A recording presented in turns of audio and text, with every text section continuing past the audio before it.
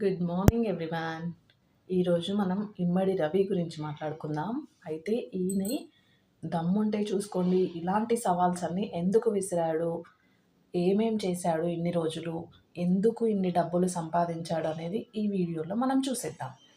అయితే ఫస్ట్గా ఇతను మెయిన్గా ఇంతకుముందుకు సాఫ్ట్వేర్ ఒక కంపెనీ పెట్టారు. ఆ కంపెనీ పెట్టాక ఆ కంపెనీలో లాసెస్ ఎక్కువ రావడం, అంటే తనకు ఇన్కమ్ అక్కడ 1,00,000 వస్తే ఈ ఐబొమ్మలో నుంచి తనకు ఒక 15,00,000 ఇన్కమ్ దాకా రావడం స్టార్ట్ అయింది. సో ఇదేదో ఈజీ వేగా ఉంది కదా అని తను ఈ సాఫ్ట్వేర్ కంపెనీని అనేది క్లోజ్ చేసి దీంట్లోకి ఐబొమ్మలోకి వచ్చాడు. సో ఐబొమ్మలోకి వచ్చాక అన్ని లాభాలు చూడడంతో ఇది వెబ్సైట్ ఏదో బాగుంది, దీన్ని క్రియేట్ చేస్తే మనం సినిమా వాళ్ళకు సవాల్గా విసిరొచ్చు, నార్మల్ జనాలు అంతా ఇక్కడికి వచ్చి చూసేయచ్చు అనే ఉద్దేశంతో ఈ ఐబొమ్మ అనేది స్టార్ట్ చేశాడు.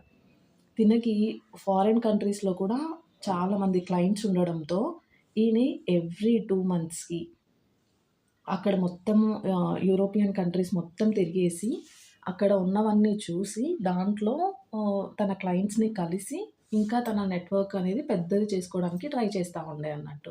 సో తినకి ఎవ్వరూ లేరు, అంటే ఒక ఫాదర్ ఉన్నారు తప్ప ఇంకే రిలేషన్ లేదు. తన వైఫ్ కూడా తనతో అంటే విడాకులు తీసుకోవడంతో ప్రజెంట్ అనేది రిలేషన్షిప్పే లేదు. సో తన నుంచి దూరంగా ఉన్నాడు.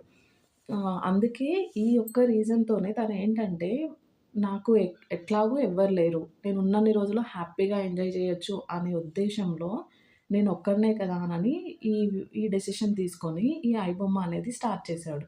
సో తర్వాత ఎప్పుడు అంటే ఇక్కడి నుంచి యూరోపియన్ కంట్రీస్‌లో తిరగడము, రావడము, ఇక్కడ కూకట్పల్లిలో తనకొక ఇల్లుంది, అక్కడికి రావడము, అక్కడ అయితే ఈయన ఎవ్రీ 2 మంత్సే ఎందుకు అరేబియన్ కంట్రీస్‌కి వెళ్తున్నాడంటే, ఒక్కొక్క కంట్రీకి వెళ్తాడంట. ఆ కంట్రీలో ఉన్న క్లయింట్స్‌ని కలవడము, అది అక్కడితో క్లోజ్ చేసేయడం, మళ్ళీ నెక్స్ట్ కంట్రీకి వెళ్ళడము. ఇట్లా అంటే తనకి నార్మల్‌గా ఇవన్నీ డబ్బులు తన వైఫ్‌కో, తన తండ్రికో, ఎవరికో పంపిస్తున్నాడు అనుకుంటే నో అంట. ఎవ్వరికీ పంపించలేదు. తన అకౌంట్‌లో ఎవ్వరి డీటెయిల్స్ లేవంట. జస్ట్ తనకొచ్చిన డబ్బులన్నీ తనే ఎంజాయ్ చేయడము, లావిష్ లైఫ్ ఎంజాయ్ చేయడము, ఇట్లాంటి వాటి వల్లనే తను వీటికన్నిటికి అలవాటు పడిపోయి బెట్టింగ్ యాప్స్ ఇవన్నీ విపరీతంగా చేసేసాడంట.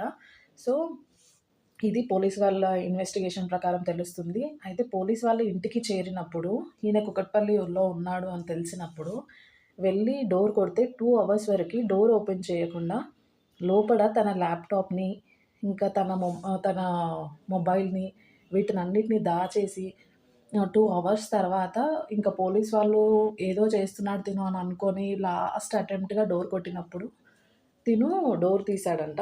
అయితే ఎందుకు ఇంతసేపు పట్టింది డోర్ తీయడానికని పోలీస్ వాళ్ళు అడగ్గా, లేదండి నేను ఈరోజే యూరోప్ నుంచి వచ్చాను, ఫుల్ నిద్రలో ఉన్నాను, అందుకే డోర్ తీయలేదు అని చెప్పాడంట. మీరు గట్టిగా కొట్టేసరికి నాకు వినిపించింది అని చెప్పాడంట. కానీ ఈలోపు జరిగిందేంటి అంటే, లోపలికెళ్ళాక పోలీస్ వాళ్ళు చెక్ చేశాక తన ల్యాప్‌టాప్ ఏమో బాత్రూమ్ రూఫ్ పైన ఉందంట.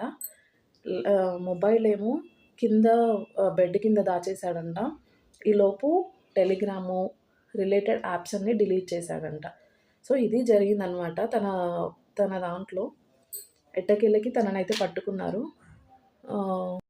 సో వాళ్ళ వైఫ్ వాళ్ళతోని ఎవరితోని తనకి కనెక్షన్స్ అనేవి లేవు. సో ఎవరితో కనెక్షన్స్ లేవు కాబట్టే పోలీస్ వాళ్ళకు అంత ధైర్యంగా సవాల్ విసిరాడు. తన తండ్రి ఉన్నాడు కానీ తన తండ్రికే పాపం తిను ఏం చేస్తున్నాడో తెలీదు. తన తండ్రి చాలా అమాయకుడు. తను నార్మల్ లైఫ్ లీడ్ చేస్తున్నాడు. తనకసలు ఈ డబ్బులతో సంబంధమే లేదు.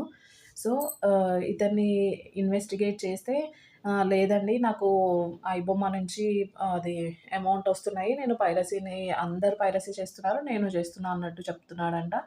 చాలా తెలివిగా ఆన్సర్స్ కూడా ఇస్తున్నాడంట. సో పోలీసులు వాళ్ళ స్టైల్‌లో వాళ్ళు ఇన్వెస్టిగేట్ చేసి తన నుంచి ఇన్ఫర్మేషన్ అనేది రాబడతారు. సో ఐబొమ్మను సపోర్ట్ చేసే వాళ్ళందరూ, ఐబొమ్మ స్టాప్ అవ్వాలి అనుకునే వాళ్ళందరూ కింద కామెంట్ చేసేయండి. Thank you so much for watching.